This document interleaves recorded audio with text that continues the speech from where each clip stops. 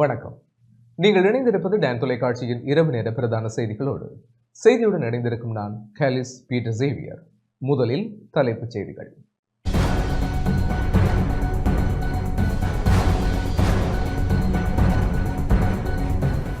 ஹம்பாந்தோட்டையில் எண்ணெய் சுத்திகரிப்பு நிலையம் ஊடாக பாரிய அந்நிய செலாவணி கிடைக்கப்பெறும் என அமைச்சர் விஜித ஹேரத் நம்பிக்கை.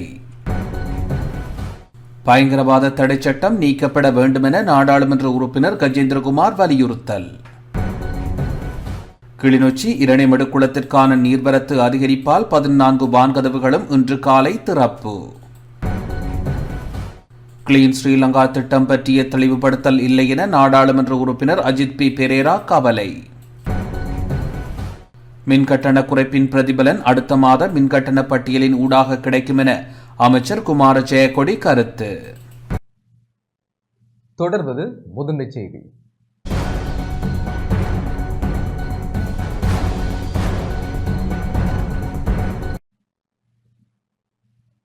ஹம்பாந்தோட்டையில் எண்ணெய் சுத்திகரிப்பு நிலையம் ஊடாக பாரிய அந்நிய செலாவணி கிடைக்கப்பெறும் என அமைச்சர் விஜித ஹேரத் தெரிவித்துள்ளார். ஹம்பாந்தோட்டையில் எண்ணெய் சுத்திகரிப்பு நிலையத்தை நிறுவும் வேலை திட்டத்தினூடாக நாட்டிற்கு பாரிய அந்நிய செலாவணி வருவாய் கிடைக்கப்பெறும் என வெளிநாட்டு அலுவல்கள், வெளிநாட்டு வேலைவாய்ப்பு மற்றும் சுற்றுலா அமைச்சர் விஜித ஹேரத் தெரிவித்துள்ளார். ஜனாதிபதியின் சீன விஜயம் குறித்து ஊடகங்களுக்கு விளக்கம் அளிக்கும் வகையில் இன்று அரசாங்க தகவல் திணைக்களத்தில் நடைபெற்ற ஊடகவியலாளர் சந்திப்பிலேயே ஊடகவியலாளர் எழுப்பிய கேள்விக்கு பதிலளித்த போதே அமைச்சர் இதனை தெரிவித்துள்ளார். ඩොලර් බිලියන 3.7ක් තමයි මේකේ වටිනාකම සඳහන් වෙන්නේ. මේ ව්‍යාපෘතියේ මූලික අරමුණ තමයි ஹம்பாந்தோட்டையில் எண்ணெய் சுத்திகரிப்பு நிலையத்தை நிறுவும் வேலை திட்டம் பல வருடங்களுக்கு முன்னராகவே சீனாவினால் முன்வைக்கப்பட்டுள்ளது. பல கட்ட கலந்துரையாடல்கள் இது தொடர்பில் முன்னெடுக்கப்பட்டுள்ளன. ஆனால் அவை செயற்படுத்தப்படவில்லை. கடந்த 2023ஆம் ஆண்டில் டெண்டர் பத்திரங்கள் கோரப்பட்டுள்ளன. 6 நிறுவனங்கள் இந்த விடயத்திற்காக முன்வந்துள்ளனர். குறித்த 6 நிறுவனங்களில் இறுதியாக சைனோபெக் நிறுவனமே தெரிவு செய்யப்பட்டுள்ளது. அதற்கமைய $3.7 பில்லியன் செலவிலேயே இந்த வேலை திட்டம் முன்னெடுக்கப்படவுள்ளது. அந்த வகையில் இவ்வாறு தயாரிக்கப்படும் எரிபொருள் ஏற்றுமதி செய்யப்படவுள்ளது. இதுவே சைனோபெக் நிறுவனத்தின் நோக்கமாக உள்ளது.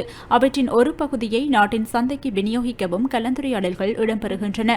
எந்த நாடுகளுக்கு இந்த விநியோகத்தை மேற்கொள்ளப் போகின்றார்கள் என்ற தீர்மானத்தை சைனோபெக் நிறுவனமே மேற்கொள்ளும். அதற்கான அடிப்படை வசதிகள் மற்றும் நிலத்தை வழங்கும் விடயத்தையே நாம் மேற்கொள்ளவுள்ளோம். அதற்கான பிரதிபலன் எமக்கு கிடைக்கப்பெறும். இதனூடாக மேலதிக இலாபத்தை மேற்கொள்ளவும் நாம் எதிர்பார்த்துள்ளோம். சீன பிரிவினைவாதத்திற்கு எதிராக இலங்கை அரசாங்கம் தலையீடு செய்யும் எனவும் சீன பிரிவினைவாதத்திற்கு எதிராக நாட்டின் வளங்களை பயன்படுத்தப் போவதில்லை எனவும் நாம் உடன்பட்டுள்ளோம். இது சாதாரணமாக பின்பற்றப்படும் ஒரு கொள்கையாக காணப்படுகின்றது. அதேபோன்று எம்முடைய நாட்டின் இறைமைக்கு களங்கம் விளைவிக்கும் வகையில் சீனா செயற்படாது என்ற உடன்பாடும் எட்டப்பட்டுள்ளது.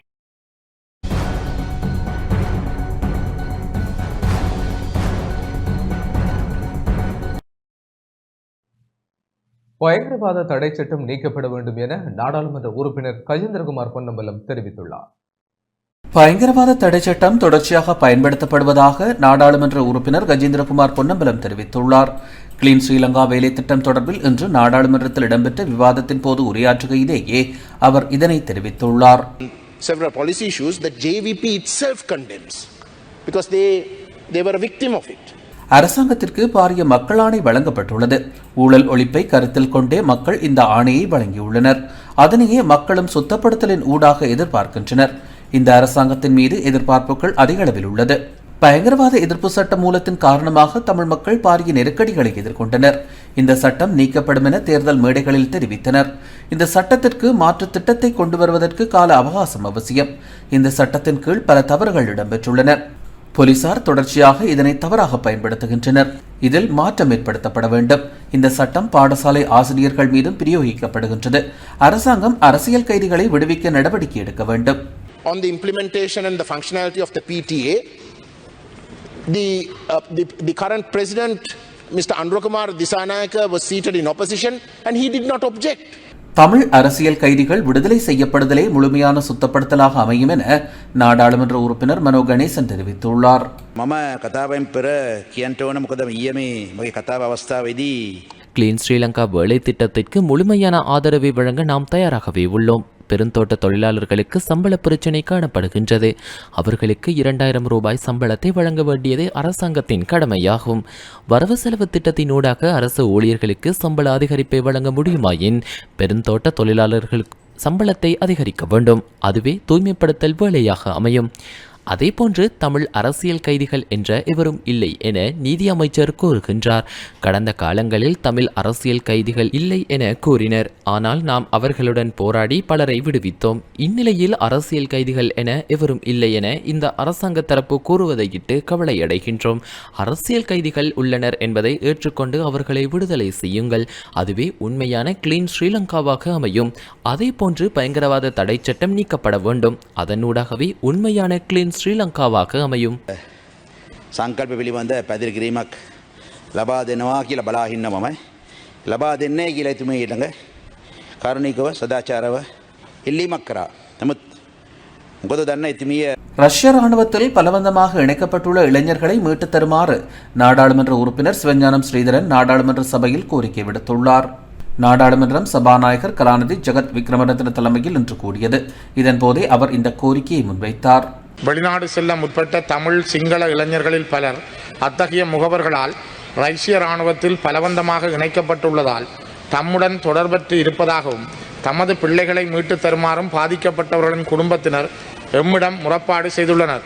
இதன் அடிப்படையில் அதிர்ஷ்டராஜா கோமஸ் மிதுசன் யாழ்ப்பாணம், சுஜனிகாந்த் பகீரதன் கரவட்டி யாழ்ப்பாணம், சுந்தர்லிங்கம் பாலச்சந்திரன் முள்ளியவளை முல்லைத்தீவு, கீத பொன்கலன் பிரதாப் யாழ்ப்பாணம், ஸ்டீபன் சிவேஸ் யாழ்ப்பாணம். இதனை விட ரஷ்ய எல்லையுள் பெலாரஸிலே காணாமல் போன 2022/10/20 முதல் விஜயகுமார் முகுந்தன் கமலகிரி கற்பக்குனை உடுவிலைச் சேர்ந்தவர். இவருடைய தந்தை பொன்னத்துறை விஜயகுமார் ஒரு ஆசிரியர். இவர்கள் இன்று வரை இதைவிட பல சிங்கள இளைஞர்களும் இவ்வாறு போன இடங்களிலே காணாமல் போயிருக்கிறார்கள், இணைக்கப்பட்டிருக்கிறார்கள். இந்த அடிப்படையில் மேற்குறித்த அடிப்படையில் வெளிநாடுகளுக்கு செல்ல முற்பட்ட எத்தனை இளைஞர்கள் ரஷ்ய இராணுவத்தில் இணைக்கப்பட்டுள்ளனர்? இவர்களில் யாராவது இறந்துள்ளமை உறுதி செய்யப்பட்டுள்ளதா?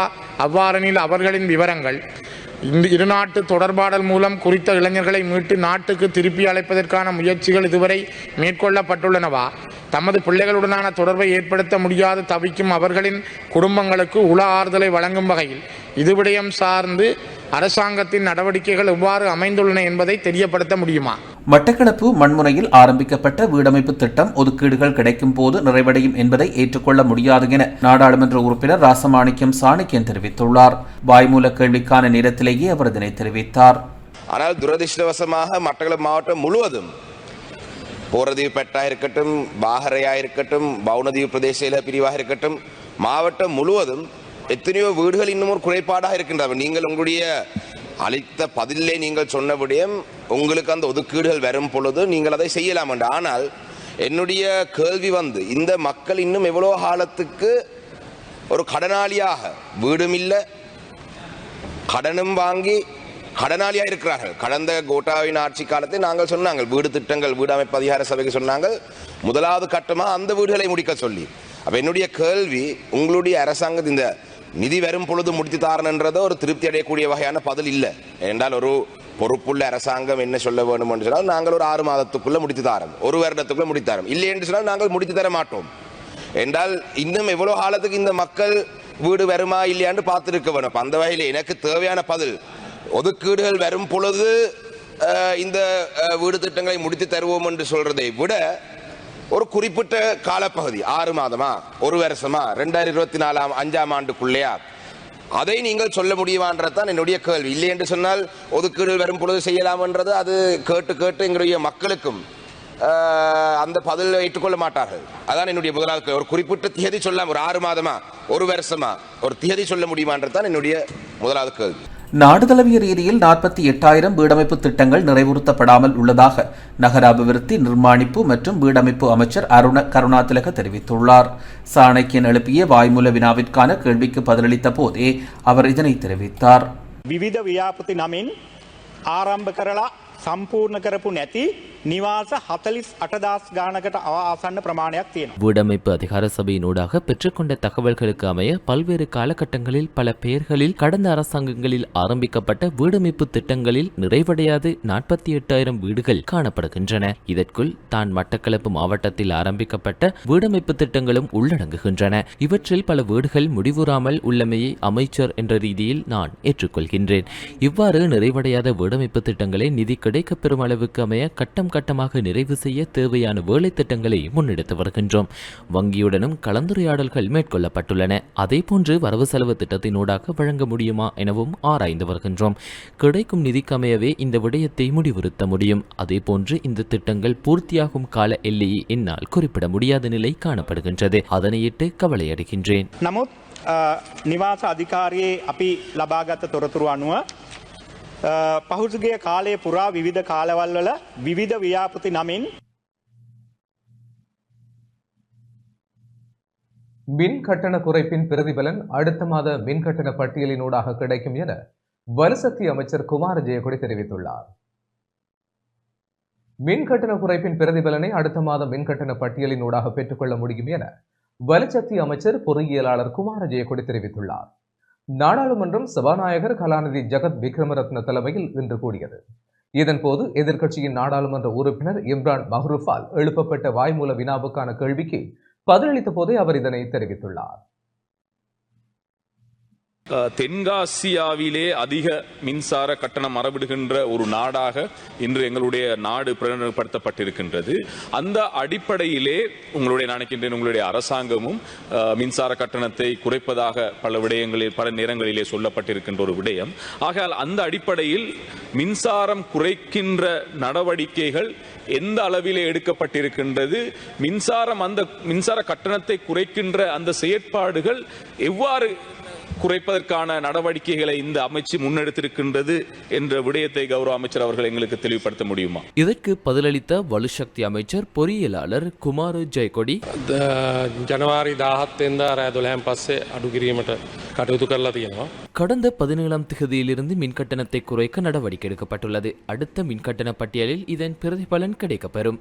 இதன்போது ஒவ்வொரு அலகுகளுக்கான கட்டணங்கள் குறைக்கப்பட்டுள்ளது. பொதுவாக 21% குறைப்பு ஏற்பட்டிருப்பினும் தொழிற்சாலைகளை பொறுத்தவரையில் 31% விலை குறைப்பு இடம்பெற்றுள்ளது. 17ஆம் தேதிக்கு பின்னர் இந்த விடயம் அமுலுக்கு வந்துள்ளது. இரண்டமடு குளத்திற்கான நீர்வரத்து அதிகரிப்பால் இரண்டமடு குளத்தின் 14 வான்கதவுகளும் இன்று காலை திறந்துவிடப்பட்டன.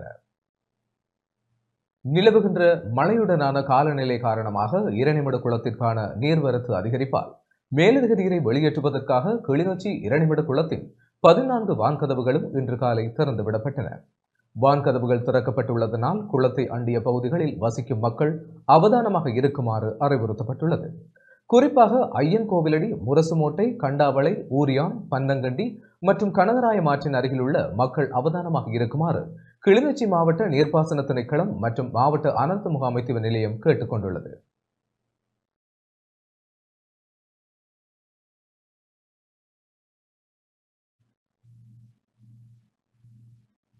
திருகோணமலை மாவட்டத்தில் பெய்து வரும் கனமழையால் மயிலாற்றில் நீர் திறந்து விடப்பட்டதை அடுத்து வெறிகள் மாவடிச்சேனை பகுதியில் வெள்ளத்தில் மூழ்கியுள்ளது.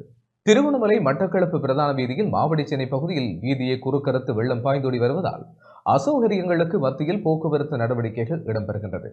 வெறிகள் ஸ்ரீ சித்திரவேலாயுதர் சுவாமி தேவஸ்தான வளாகமும் வெள்ளத்தில் மூழ்கியுள்ளது.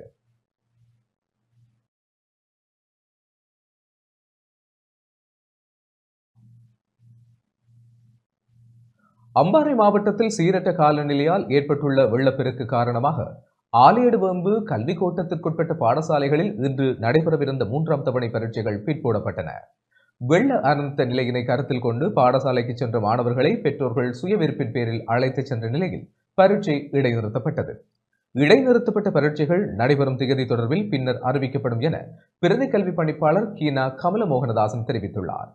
மாவட்டத்தில் பல்வேறு பகுதிகளும் வெள்ளத்தில் மூழ்கியுள்ளதுடன் ஆலியடிவம்பு பிரதேச செயலாளர் பிரிவில் பல குடியிருப்புகள், வீதிகள், பாடசாலைகள், அரசு தனியார் அலுவலகங்களுக்குள்ளும் வெள்ளம் புகுந்துள்ளது. ஆலியடிவம்பு பிரதேச செயலாளர் ஆர் திரவியராஜ் வெள்ள அனர்த்தம் தொடர்பில் பார்வையிட்டார். சேனநாயக்க சமுத்திரத்தில் 5 வான்கதவுகளினூடாக மேலதிக நீர் வெளியேற்றப்பட்டு வருகிறது. தாழ்நில பகுதிகளில் வாழும் மக்கள் மிகவும் அவதானத்துடன் இருக்குமாறும் வெள்ள அனர்த்த நிலைக்கு முகம் கொடுக்கும் வகையில் முன்னாயத்த நடவடிக்கைகள் பிரதேச செயலாளர்கள் எடுக்குமாறும் மாவட்ட அரசாங்க அதிபர் சிந்தக அபேவிக்ரம அறிவித்துள்ளார்.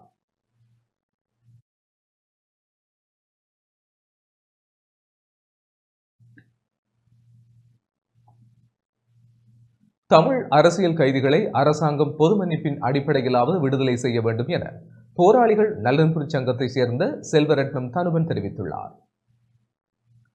தமிழ் அரசியல் கைதிகளை தற்போதைய அரசாங்கம் பொது மன்னிப்பின் அடிப்படையிலாவது விடுதலை செய்ய வேண்டும் எனவும் விடுதலைக்கான கோரிக்கை ஜனாதிபதியை சந்தித்து நேரடியாக விடுக்கப்பட உள்ளதாகவும் போராளிகள் நலன்புரி சங்கத்தை சேர்ந்த செல்வரட்னம் தனுவன் தெரிவித்துள்ளார். இன்று யாழ்ப்பாணத்தில் ஊடக சந்திப்பை நடத்திய வேளை இவ்வாறு குறிப்பிட்டார். வடக்கு கிழக்கு மாகாணங்களிலே இந்த அரசியல் கைதிகள் விடுதலையாக வேண்டும் என்று அனைத்து மக்களும் ஆர்வமாக கையெழுத்திட்டு, குறிப்பாக 25,000க்கு மேற்பட்ட கையெழுத்து ஒப்பப்படப்பட்டிருக்கின்றது. அந்த வகையரானது எதிர்வருகின்ற நாட்களில் தற்பொழுது நடைமுறையில் இருக்கின்ற இலங்கை அரசின் ஜனாதிபதி அவர்களிடம் கையளிப்பதற்கான நடவடிக்கைகள் மேற்கொள்ளப்பட்டிருக்கின்றன. எனவே அவரிடம் நேரடியாக கையளித்து வருகின்ற சுதந்திர தினத்தில் அல்லாவது சித்திரை வருடத்துக்காவது அரசியல் கைதிகளை பொது மன்னிப்பின் அடிப்படையின் பிரகாரம் தற்பொழுது நடைமுறையிருக்கின்ற அரசாங்கம் விடுதலை செய்ய வேண்டும் என்று நாங்கள் அந்த மகையரனை அவரிடம் நேரடியாக கையளித்து நாங்கள் கோரிக்கையை வைக்க இருக்கின்றோம். எனவே இந்த கையெழுத்து போராட்டத்துக்கு எங்களுக்கு பூரண பங்களிப்பு வழங்கிய தமிழ் தேசிய செயற்பாட்டாளர்கள், முன்னாள் போராளிகள், சமூக மட்ட அமைப்புகள், மத குருமார்கள் மற்றும் அரசியல் பிரமுகர்கள், ஊடகவியலாளர்கள், அந்தந்த மாவட்ட ஊடக சங்கங்கள் மற்றும் புலம்பெயர் உறவுகள் மற்றும் அனைத்து மக்களுக்கும் எங்களுடைய போராளிகள் நலம்புரி சங்கம் சார்பாக மனன்மறைந்த நன்றிகளை தெரிவித்துக் கொள்கின்றோம். உங்களுடைய கையெழுத்து நிச்சயம் அவர்களுடைய தலையெழுத்தை மாற்றி கொடித்தோடை உற்பத்தியை சந்தைப்படுத்த முடியாத நிலையுள்ளதாக வெளிவந்த செய்திகளில் உண்மை இல்லை என கொடித்தோடை உற்பத்தியாளர் சங்க தலைவர் சீனா தியாகராஜன் தெரிவித்துள்ளார். கொடித்தோடை உற்பத்தியாளர்கள் தமது உற்பத்தி பொருட்களை சந்தைப்படுத்த முடியாத நிலையுள்ளதாக கடந்த சில நாட்களாக வெளிவந்த செய்திகளில் உண்மை இல்லை என கொடித்தோடை உற்பத்தியாளர் சங்க தலைவர் சீனா தியாகராஜன் தெரிவித்துள்ளார். இன்று கிளிநொச்சியில் ஊடக சந்திப்பை நடத்திய வேளை இவ்வாறு குறிப்பிட்டார்.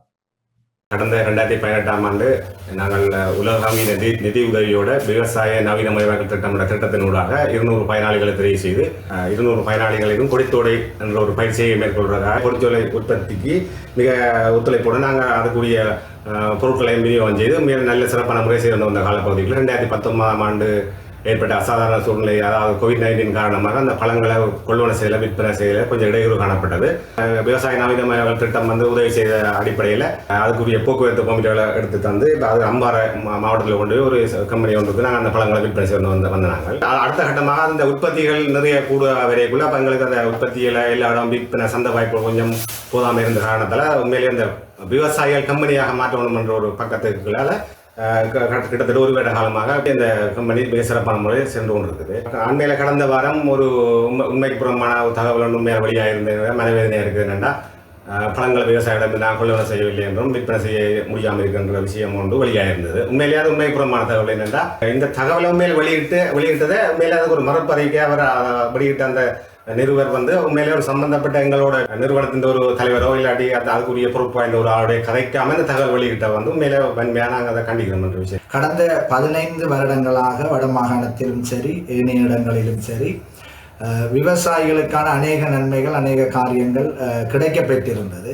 ஆனாலும் கூட இந்த விவசாய நவீனமயமாக்கல் திட்டத்தினுடைய செயல்பாடு விவசாயிகளுக்கு நேராக அதனுடைய முழு பலனும் சென்றடைய வேண்டும் என்பதோடு கூட விவசாயிகள் அதற்கான நன்மைகளை பெற்றுக்கொள்ள வேண்டும் என்கின்ற ஒரு திட்டமாகவே இது ஆரம்பிக்கப்பட்டது. அந்த செய்திகளை வெளியிடுகிற ஊடகங்கள் எவ்வளவு உண்மைத்தன்மை இருக்கிறது என்பதை முதலாவது புரிந்து கொள்ள வேண்டும். விவசாயிகளுக்கு நேரடியாக சென்று சேர வேண்டிய இந்த கம்பெனியுடைய அனுகூலங்களை அல்லது இந்த விவசாய நவீனமயமாக்கல் திட்டத்தினுடைய அனுகூலங்களை குழப்புவதற்காக சில செய்திகள் அங்கே வெளிவந்து கொண்டிருக்கிறது. ஆனபடியினால இப்படிப்பட்ட செய்திகளை நாங்கள் வன்மையாக கண்டிக்கிறோம். இந்த விவசாய நவீனமயமாக்கல் திட்டத்தினுடைய நோக்கம் விவசாயிகளுக்கு முழுமையாக எல்லா விதமான லாபமும் எல்லா விதமான அவர்களுடைய வாழ்வாதார முயற்சிகளும் உயர்ச்சி அடைய வேண்டும் என்பது எனவே இதை இனி வருகின்ற காலங்களில் இவ்வாறான செய்திகளை வெளியிடுவதற்கு முன்பதாக அந்த கம்பெனியினுடைய தலைவர், அந்த கம்பெனியில் இருக்கிற இயக்குனர் சபை உறுப்பினர்கள் அல்லது ஒன்றிய தலைவரோடு கூட இருக்கிற செயல்பாட்டு குழு இவர்களோடு நீங்கள் தொடர்பு கொண்டு விதமான செய்திகளை வெளியிடுவது நலமாயிருக்கும் என்று நாங்கள் இந்த வேளையிலே தெரிவித்துக் கொள்வோம்.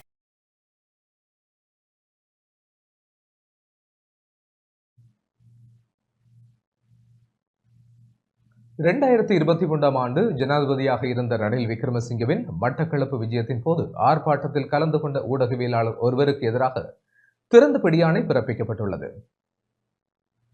2023 ஆண்டு ஜனாதிபதியாக இருந்த ரணில் விக்ரமசிங்கவின் மட்டக்களப்பு விஜயத்தின் போது மயிலத்தமடு மாதவனை பண்ணையாளர்களின் பிரச்சினை தொடர்பான நீதி கோரி ஆர்ப்பாட்டத்தில் கலந்து கொண்ட ஊடகவியலாளர் ஒருவருக்கு எதிராக ஏறாவூர் சுற்றுலா நீதிமன்றத்தால் திறந்த பிடியாணை பிறப்பிக்கப்பட்டுள்ளது. அத்தோடு ஏனைய சந்தேக நபர்களுக்கு 1 லட்சம் ரூபாய் சரீரப்பணியும் வழங்கப்பட்டு வழக்கு மீண்டும் ஒத்திவைக்கப்பட்டுள்ளது. முன்னாள் ஜனாதிபதி ரணில் விக்ரமசிங்கவின் வருகையின் போது கொம்மாந்துறை பகுதியில் மயிலத்தமடு மாதவனை மேய்ச்சல் தரை பிரச்சினைக்கு தீர்வு கோரி வீதியை மறித்து ஆர்ப்பாட்டத்தில் ஈடுபட்டனர் என்ற குற்றச்சாட்டில் முன்னாள் பாராளுமன்ற உறுப்பினர்கள், பண்ணையாளர்கள், சிவில் சமூக செயற்பாட்டாளர்கள், காணாமல் ஆக்கப்பட்டோர் சங்க உறுப்பினர்கள் மற்றும் 2 ஊடகவியலாளர்கள் உள்ளிட்ட 30 பேருக்கு எதிராக ஏறாவூர் போலீசாரால் ஏறாவூர் சுற்றுலா நீதிமன்றத்தில் தாக்கல் செய்யப்பட்டிருந்தது.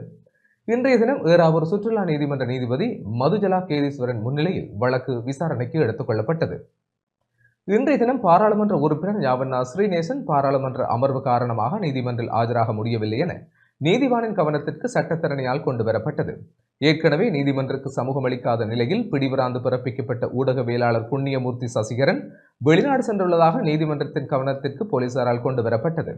ஊடகவியலாளர் சசிகரனுக்கு திறந்த பிடியாணை பிறப்பிக்கப்பட்டதுடன் குடிவரவு குடியகல்வு திணைக்களத்திற்கு அறிவிக்குமாறும் உத்தரவிட்ட நீதிவான் இன்றைய நீதிமன்றில் தோற்றிய 27 பேருக்கும் 1 லட்சம் ரூபாய் சாரீரப்பணையில் 1 வார காலத்திற்குள் சமர்ப்பிக்கும் நிபந்தனையுடனான பிணையில் செல்ல அனுமதித்தார். வழக்கின் விசாரணைக்காக எதிர்வரும் ஏப்ரல் 21 வரையில் வழக்கினை ஒத்திவைப்பதாகவும் நீதிவான் அறிவித்தார். இன்றைய வழக்கு விசாரணையின் போது வழக்கில் தொடர்புடைய 30 பேரில் 2 மன்றக்கு சமூகம் அளிக்காமையால் அடுத்த வழக்கில் தொடர்புடைய அனைவரையும் ஆஜராகும்படி நீதிபதி உத்தரவிட்டுள்ளார்.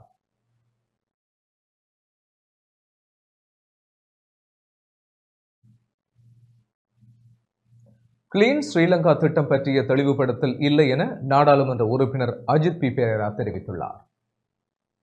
கிளீன் ஸ்ரீலங்கா வேலை திட்டம் எவ்வாறு செயல்படுத்தப்படும் என்ற விளக்கம் அளிக்கப்படாமலேயே இந்த திட்டம் விமர்சிக்கப்பட காரணம் என நாடாளுமன்ற உறுப்பினர் அஜித் பெரேரா தெரிவித்துள்ளார். கிளீன் ஸ்ரீலங்கா வேலை திட்டம் குறித்த நாடாளுமன்ற விவாதத்தில் இன்று உரையாற்றிய போதே அவர் இதனை தெரிவித்துள்ளார்.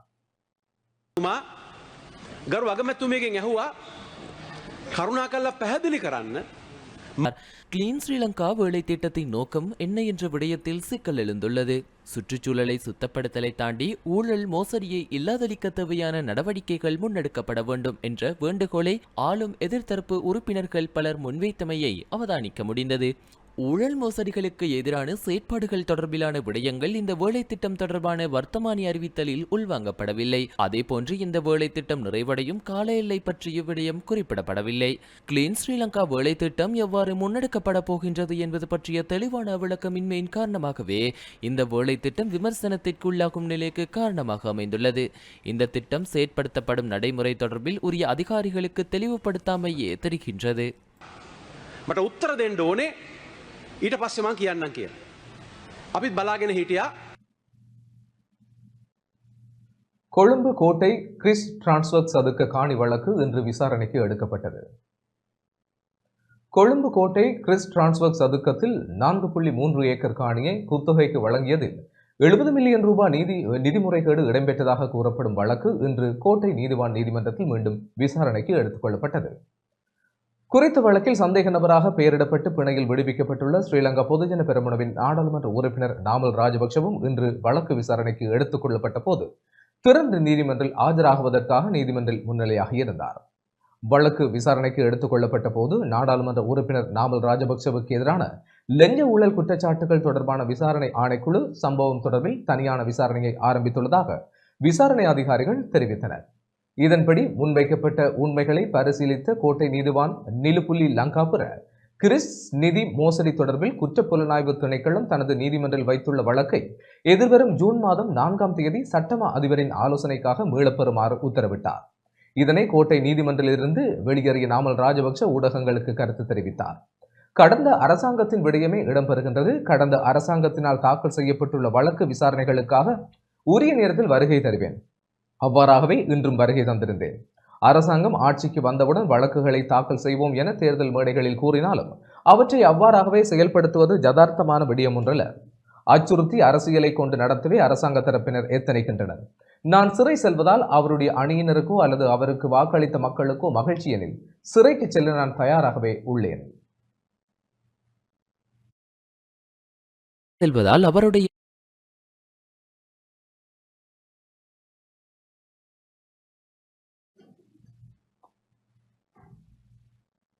யாழ்ப்பாணம் பருத்தித்துறை மரக்கரை சந்தை தொடர்பான வழக்கு எதிர்வரும் 31ஆம் தேதி ஒத்திவைக்கப்பட்டுள்ளது. யாழ்ப்பாணம் பருத்தித்துறை மரக்கரை சந்தை குறித்து வியாபாரிகளால் தொடுக்கப்பட்ட வழக்கு எதிர்வரும் 31ஆம் தேதிக்கு ஒத்திவைக்கப்பட்டுள்ளது. மரக்கரை சந்தையை புதிய கட்டத்திற்கு இடமாற்றுவது தொடர்பில் மரக்கரை வியாபாரிகளால் பருத்தித்துறை மாவட்ட நீதிமன்றத்தில் கடந்த 16ஆம் தேதி தாக்கல் செய்யப்பட்ட வழக்கின் பிரகாரம் இன்று வழக்கு விசாரணைக்கு இடம்பெற்றதுடன் வழக்கு எதிர்வரும் 31ஆம் தேதிக்கு தவணையிடப்பட்டுள்ளது. அதனால் மரக்கரை சந்தை எதிர்வரும் 31ஆம் தேதி வரை பழைய இடத்தில் இயங்க முடியும். இந்த வழக்கில் சட்டத்தரணி வீணா மணிவண்ணன் ஆஜராகியிருந்தார். நகரசபைக்கு சொந்தமான கட்டட தொகுதியில் இருக்கின்ற சந்தையிலே வியாபாரம் செய்கின்ற சந்தை வியாபாரிகள் அவர்களுடைய அந்த கடை தொகுதியிலிருந்து புதிய சந்தை தொகுதிக்கு செல்ல வேண்டும் என்று பருத்தித்துறை நகரசபையினாலே விடுக்கப்பட்ட வேண்டுகோளுக்கு எதிராக பருத்தித்துறை மாவட்ட நீதிமன்றத்திலே பருத்தித்துறை நகர சந்தை வியாபாரிகளினாலே தொடுக்கப்பட்ட வழக்கிலே கடந்த 15ஆம் தேதி தடை உத்தரவு ஒன்று கௌரவ மன்றினாலே பிறப்பிக்கப்பட்டிருந்தது. சந்தையை உடனடியாக மாற்றுவதற்கு நகரசபை நடவடிக்கை எடுப்பதற்கு தடை விதிக்கப்பட்டிருந்தது. அந்த தடை இன்று வரை நீடிக்கப்பட்டிருந்தது.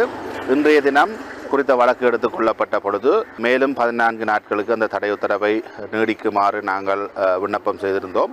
இன்றைய தினம் மண்டிலே பருத்தித்துறை நகரசபையினுடைய செயலாளர் தோன்றி இந்த தடை உத்தரவை நீக்குவதற்கான விண்ணப்பத்தை செய்திருந்தார்கள். இந்த விண்ணப்பம் தொடர்பில் இருதரப்பையும் விசாரிப்பதற்காக எதிர்வரும் 31ஆம் தேதி ஜனவரி மாதம் வரை தடை உத்தரவு நீடிக்கப்பட்டதோடு வழக்கு தவணையிடப்பட்டிருக்கிறது.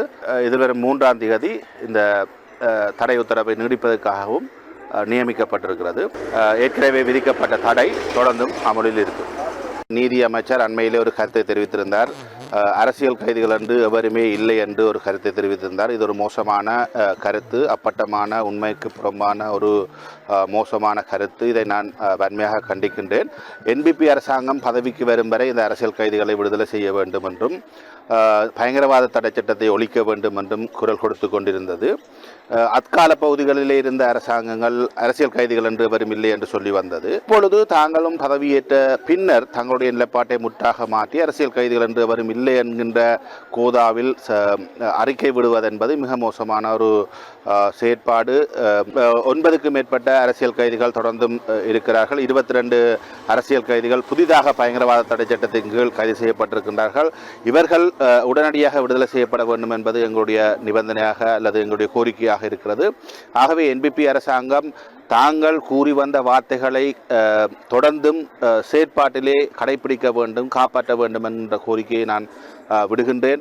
உடனடியாக நீண்ட காலமாக தடுத்து வைக்கப்பட்டிருக்கின்ற 9 அரசியல் கைதிகளும் விடுதலை செய்யப்பட வேண்டும்.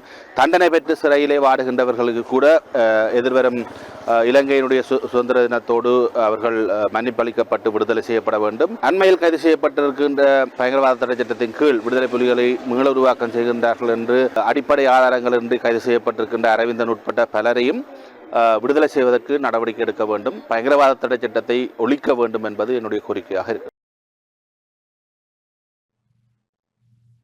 திருகோணமலை கிண்ணியா குறிஞ்சாக்கணி பாலத்தின் நிர்மாண பணிகள் விரைவில் ஆரம்பிக்கப்படும் என எதிர்பார்க்கப்படுகிறது.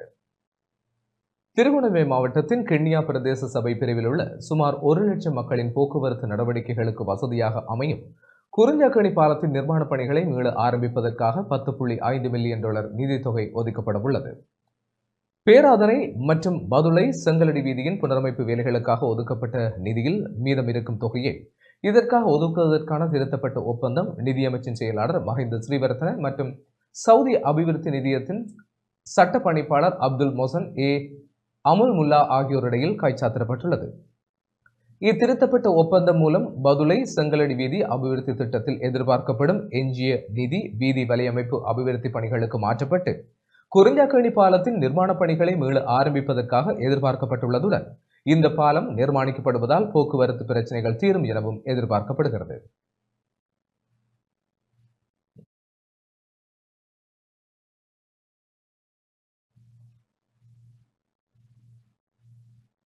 அம்பாறை கல்முனை வடக்கு பிரதேச செயலகத்திற்கு முன்பாக மதுபான சாலைக்கு எதிராக ஆர்ப்பாட்டம் ஒன்று முன்னெடுக்கப்பட்டது.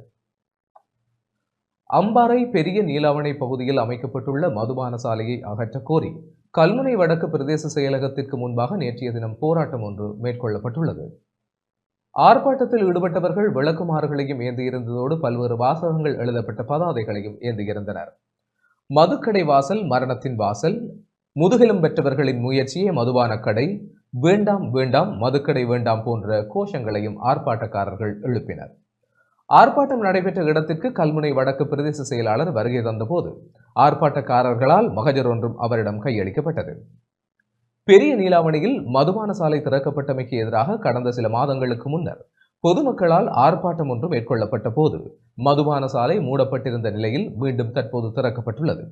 பெரிய நீலாவணை மதுபான சாலையை மூடக்கோரி அம்பாறை மாவட்ட நாடாளுமன்ற உறுப்பினர் கவீந்திரன் கோடீஸ்வரன் நேற்றைய தினம் நாடாளுமன்றிலும் உரையாற்றியிருந்தமை குறிப்பிடத்தக்கது.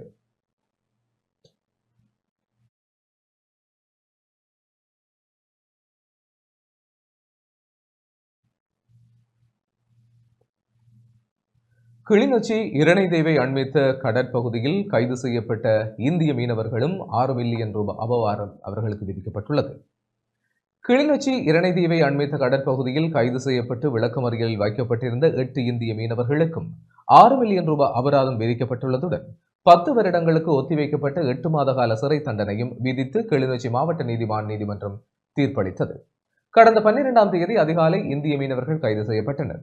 இன்று வரை விளக்கமறியலில் வைக்கப்பட்டிருந்த நிலையில் இன்று மீண்டும் கிளிநொச்சி மாவட்ட நீதிமன்றில் முன்னிலைப்படுத்தப்பட்ட வேளை தடை செய்யப்பட்ட மீன்பிடி முறைகளை பயன்படுத்தி மீன்பிடித்த முதலாவது குற்றச்சாட்டுக்கு 6 மில்லியன் ரூபாய் அபராதம் விதிக்கப்பட்டது.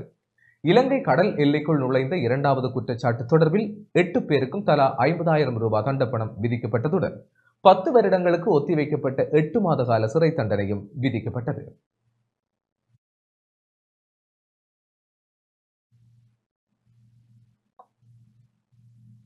யாழ்ப்பாணத்தில் சட்டவிரோத மீன்பிடி தொழில் நடவடிக்கைகளை கட்டுப்படுத்த நடவடிக்கை எடுக்கப்பட்டுள்ளது. யாழ்ப்பாண மாவட்டத்தில் இடம்பெறும் சட்டவிரோத மீன்பிடி தொழில் நடவடிக்கைகளை கட்டுப்படுத்த நீரியல் வளத்துறை திணைக்களத்தினால் நடவடிக்கை எடுக்கப்பட்டுள்ளது. கடற்தொழில் நீரியல் வளத்துறை திணைக்களத்தினால் தடை செய்யப்பட்ட மீன்பிடி முறைகளை பயன்படுத்தி மீன்பிடி நடவடிக்கை மேற்கொள்ளப்பட்டு வருகின்றது. இதனால் கடல் வளம் அழிவடையும் நிலை உருவாகியுள்ள நிலையில் சட்டவிரோத நடவடிக்கையில் ஈடுபடுவோரை கைது செய்ய திட்டமிடப்பட்டுள்ளது. அதற்கமைவாக பாதுகாப்பு தரப்பினர் சட்ட நடவடிக்கைகளை மேற்கொள்ள இருப்பதனால் மீனவர்களுக்கு தெரியப்படுத்துமாறு நீரியல் வளத்துறை திணைக்கள அதிகாரிகளால் வடமராட்சி கிழக்கு கடற்தொழில் சங்கங்களுக்கு கடிதம் மூலம் அறிவிக்கப்பட்டுள்ளது.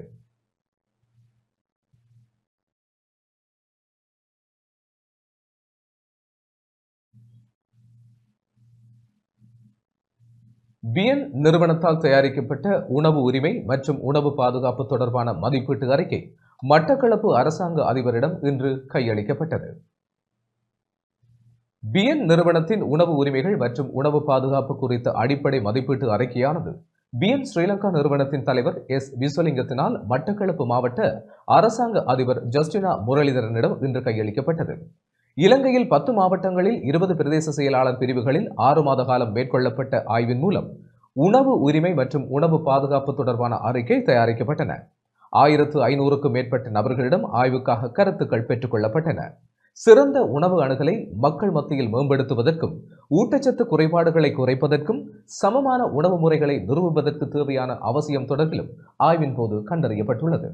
மட்டக்களப்பில் இன்று நடைபெற்ற ஆய்வு அறிக்கை சமர்ப்பிக்கும் நிகழ்வில் பிஎன் நிறுவன உணவு தொழில்நுட்ப நிபுணர் எம் முகமது பாஸ்லி, கிழக்கு பல்கலைக்கழக விவசாய பீட விரிவுரையாளர் அமுதினி சுகிர்தன், பிரதி கல்வி பணிப்பாளர் சாமினி ரவிராஜ், மாவட்ட மற்றும் பிரதேச உதவி செயலாளர்கள், சிவில் சமூக செயற்பாட்டாளர்கள், அரசு சார்பற்ற நிறுவன பிரதிநிதிகள், கல்வி திணைக்கள அதிகாரிகள் என பலரும் கலந்து கொண்டனர். இலங்கையிலே கடந்த 2 முறை 2011ஆம் ஆண்டு 2016ஆம் ஆண்டில் யாப்பு சீர்திருத்தம் கொண்டாட இருந்தாங்க.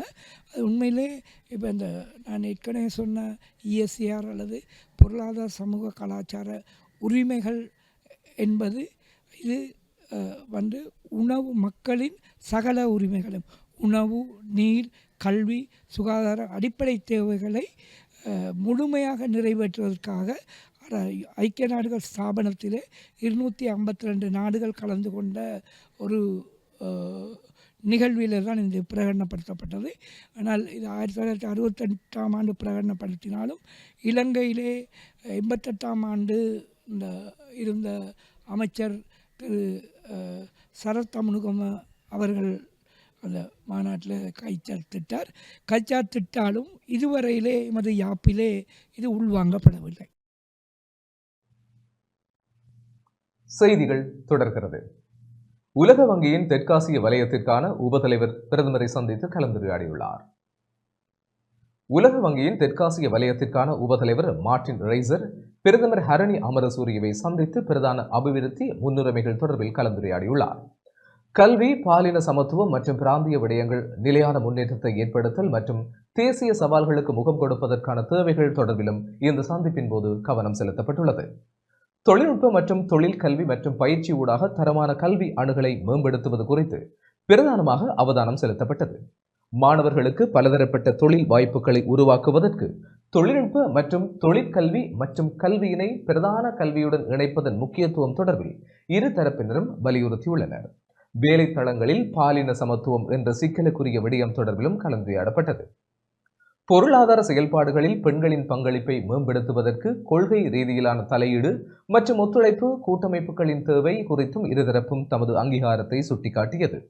கல்வி, பாலின சமத்துவம் மற்றும் பிராந்திய அபிவிருத்தியை மேம்படுத்துவதற்கான நிலையான தீர்வுகளுக்கு ஒத்துழைப்பு வழங்குவதில் இலங்கை மற்றும் உலக வங்கியின் பரஸ்பர உறுதிப்பாடு இந்த கலந்துரையாடலின் ஊடாக வலுப்படுத்தப்பட்டது. நேபாளம், மாலைதீவு மற்றும் இலங்கைக்கான பிராந்திய நாடுகளின் பணிப்பாளர் டேவிட் சிசிலன் உள்ளிட்ட உலக வங்கியின் சிரேஷ்ட அதிகாரிகளும் இலங்கை அரசின் சார்பில் பிரதமரின் செயலாளர் பிரதீப் சபுதந்திரி, பிரதமரின் மேலதிக செயலாளர் சாகரிகா போகமத்த, பணிப்பாளர் நாயகம் சமந்த பண்டார, வெளிவிவகார அமைச்சின் பொருளாதார விவகாரங்களுக்கான இருதரப்பு சிரேஷ்ட பணிப்பாளர் நாயகம் தர்ஷன எம் பெரேரா, வெளிவிவகார அமைச்சின் தென்கிழக்காசிய மற்றும் மத்திய ஆசிய பிரிவிற்கான பணிப்பாளர் லஷின்கா தம்முலுகே உள்ளிட்டவர்களும் இந்த சந்திப்பில் கலந்து கொண்டனர்.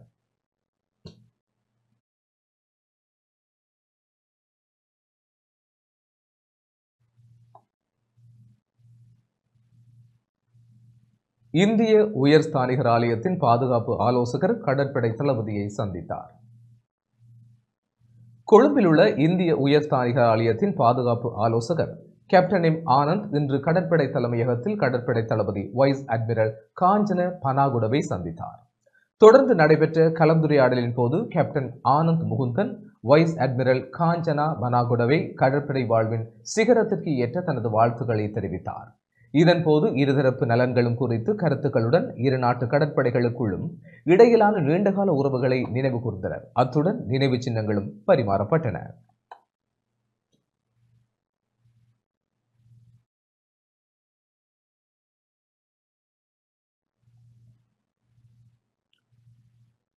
மக்கள் மாற்றங்களை உணரும் வகையில் வடக்கு மாகாண அமைச்சுக்கள் மற்றும் திணைக்களங்களின் செயல்பாடுகள் அமைய வேண்டும் என வடக்கு மாகாண ஆளுநர் நாவண்ண வேதநாயகன் தெரிவித்துள்ளார். 2025ஆம் ஆண்டில் மக்கள் மாற்றங்களை உணரும் வகையில் வடக்கு மாகாண அமைச்சுக்கள் மற்றும் திணைக்களங்களின் செயல்பாடுகள் அமைய வேண்டும் எனவும் இந்த ஆண்டுக்குரிய திட்டங்கள் அனைத்தும் அக்டோபர் மாதத்திற்குள் முடிவுறுத்தப்பட வேண்டும் எனவும் வடக்கு மாகாண ஆளுநர் நாவண்ண வேதநாயகன் வலியுறுத்தியுள்ளார். வடக்கு மாகாணத்தில் 2025ஆம் ஆண்டு முன்னெடுக்கப்பட உள்ள திட்டங்கள் தொடர்பான கலந்துரையாடல் யாழ்ப்பாணத்தில் உள்ள வடக்கு மாகாண ஆளுநர் செயலகத்தில் இன்று காலை இடம்பெற்றது. நடப்பாண்டு மற்றும் கடந்த ஆண்டு வேலை திட்டங்கள் தொடர்பில் ஆராயப்பட்டது. இந்த ஆண்டு திட்டங்களுக்கான அனுமதிகளை முன்கூட்டியே பெற்று விரைவாக அதனை செயல்படுத்தி முடிக்க வேண்டும் என குறிப்பிட்ட ஆளுநர் அக்டோபர் மாதத்திற்குள் அவை நிறைவு செய்யப்படுவதை ஒவ்வொருவரும் உறுதிப்படுத்திக் கொள்ள வேண்டும் என வலியுறுத்தினார். சில திட்டங்கள் பெயரளவில் உள்வாங்கப்படுவதை தவிர்த்து நடைமுறைப்படுத்தக்கூடிய மக்களுக்கு பயனளிக்கக்கூடிய திட்டங்களை தயாரிக்குமாறும் ஆளுநர் ஆலோசனை வழங்கினார். மாகாண நிர்வாகத்தினால் பராமரிக்க முடியாத கட்டுமானங்கள் திட்டங்களை தயாரிப்பதை விடுத்து அதை பொதுமக்கள் தனியார் கூட்டு இணைவு மூலம் செயல்படுத்தக்கூடியதாக மாற்றியமைக்குமாறும் ஆளுநர் அறிவுரை வழங்கினார். விவசாயிகளுக்கு சிறுதானியங்கள் வழங்குவது மாத்திரமல்லாது அவர்களது உற்பத்தி பொருட்களுக்கான சந்தை வாய்ப்பையும் சந்தை விலையையும் கருத்தில் எடுத்து செயல்பட வேண்டும் எனவும் ஆளுநர் குறிப்பிட்டார். அத்துடன் வடக்கு மாகாணத்தில் நகர அபிவிருத்தி அதிகார சபையால் முன்மொழியப்பட்டுள்ள திட்டங்கள் தொடர்பிலும் கலந்துரையாடப்பட்டது.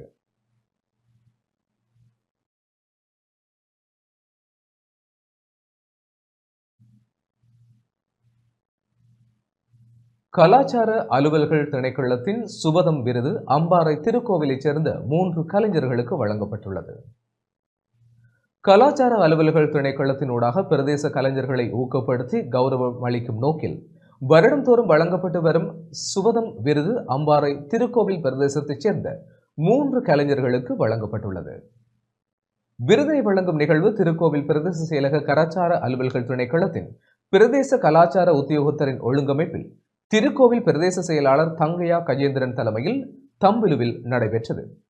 திருக்கோவில் பிரதேசத்தில் தெரிவு செய்யப்பட்ட எஸ் நிஷாந்தி, கே இந்திரராசா மற்றும் ஊனா சுமன் ஆகிய 3 கலைஞர்களுக்கும் மாலை அணிவித்து சுபதம் விருதும் சான்றிதழ் மற்றும் பரிசு பொதிகளும் அதிதிகளால் வழங்கப்பட்டது.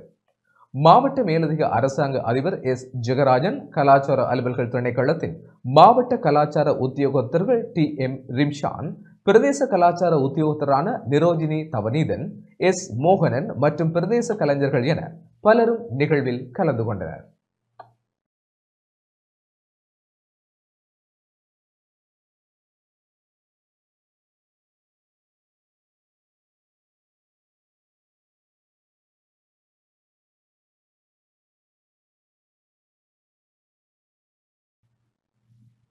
இத்துடன் டான் தொலைக்காட்சியின் இரவு நேர பிரதான செய்தி நிறைவடைகிறது. தொடர்ந்தும் செய்திகளோடு இணைந்து கொள்ள டான் நியூஸ் தொலைக்காட்சியோடு இணைந்திருங்கள். வணக்கம்.